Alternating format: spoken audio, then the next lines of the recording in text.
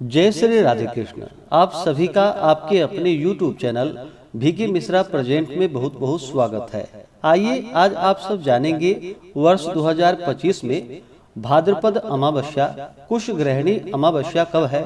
तो आइए जानते हैं शुभ मुहूर्त के बारे में, व्रत पूजा महत्व नियमों के बारे में। भाद्रपद मास कृष्ण पक्ष की अमावस्या को इसे कुश ग्रहणी अमावस्या, कुशोत्पाटिनी अमावस्या, पोला पिठौरा अमावस्या, पोलाला अमावस्या आदि नामों से जाना जाता है। इस दिन का बड़ा ही विशेष महत्व माना गया है। भाद्रपद अमावस्या तिथि के दिन इस दिन गंगा स्नान करना, दान पुण्यों का कार्य करना तथा इस दिन पितरों के निमित्त श्राद्ध तर्पण आदि का कार्य करते हैं तथा पिठौरी अमावस्या का व्रत धारण करते हैं। इससे जीवन में सुख समृद्धि आती है, सुख सौभाग्य आदि में वृद्धि होती है तथा सभी प्रकार के मनोवांछित फलों की प्राप्ति होती है।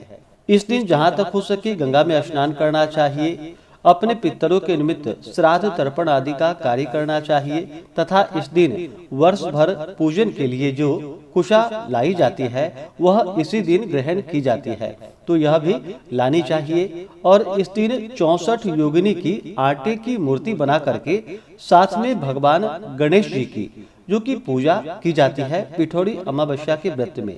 इससे सुख तथा सौभाग्य आदि की प्राप्ति होती है, संतान की रक्षा होती है तथा संतान का जीवन खुशहाल होता है।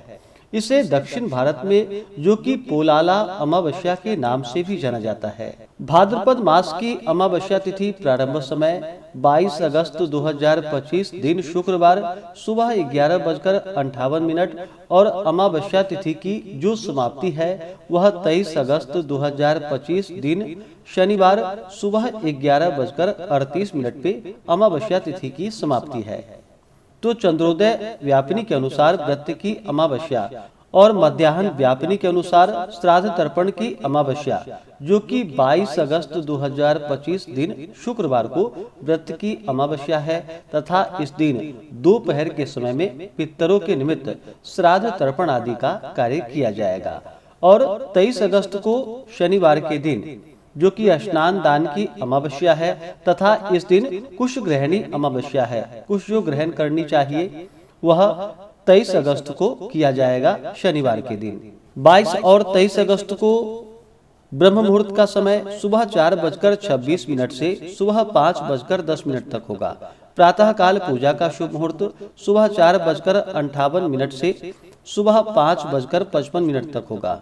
राहु काल का समय 23 अगस्त को जो कि सुबह 8:47 से सुबह 10:24 तक होगा। राहु काल समय के दौरान कोई भी शुभ कार्य या नया कार्य नहीं करना चाहिए, इस बात का ध्यान रखें। शाम को पूजा का शुभ मुहूर्त 22 और 23 अगस्त को जो कि शाम 6:52 से शाम 7:59 तक होगा। 23 अगस्त को नक्षत्र मघा होगा रात्रि 12:54 तक। उसके बाद पूर्वा फाल्गुनी नक्षत्र होगा। योग परिध होगा दोपहर 1:20 तक। उसके बाद शिव योग होगा। अमावस्या तिथि के दिन चंद्रमा दिखाई नहीं पड़ते हैं। चंद्रमा मन के कारक माने जाते हैं और अमावस्या खास करके पितरों का दिन माना गया है। तो इस दिन शुद्ध और सात्विकता का पालन करना चाहिए, ब्रह्मचर्य का पालन करना चाहिए। पितरों के निमित्त जो भी भोजन आदि बनाते हों वह सात्विक तरीके से बनानी चाहिए और इस दिन सात्विक आहार ही ग्रहण करनी चाहिए।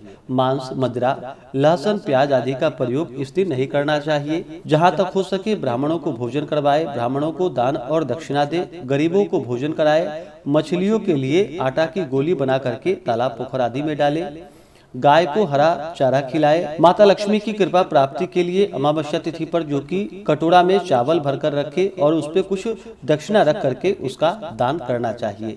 इससे माता लक्ष्मी अति प्रसन्न होती हैं। अमावस्या तिथि के दिन सुबह ब्रह्म मुहूर्त में उठ करके नित्य क्रियाओं से निवृत्त होकर के गंगा नदी में स्नान करना चाहिए। वहाँ पे ना जा पाए तो घर के नहाने के पानी में थोड़ा सा गंगा जल मिला करके स्नान करना चाहिए।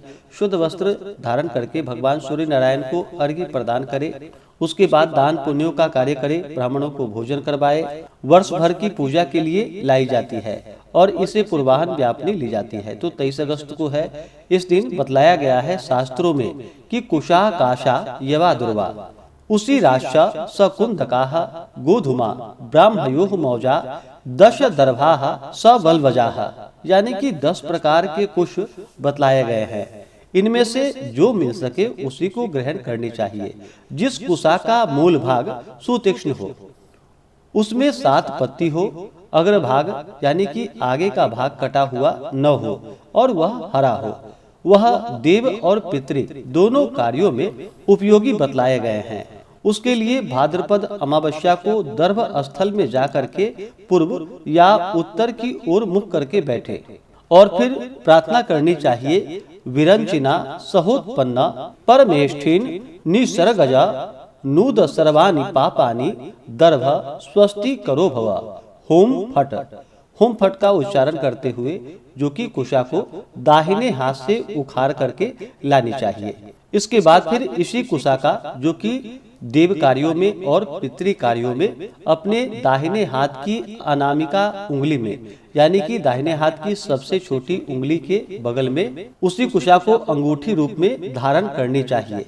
तभी पूजन आदि का कार्य का जो कि पुण्य फल प्राप्त हो पाता है। तो आशा करता हूँ कि यह जानकारी आपको अच्छा लगा हो।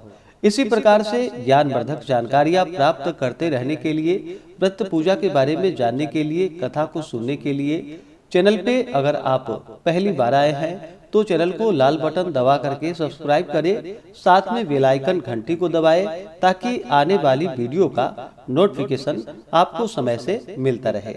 वीडियो को लाइक करें, शेयर करें। सुखी रहें और स्वस्थ रहें। जय श्री राधे कृष्ण। धन्यवाद।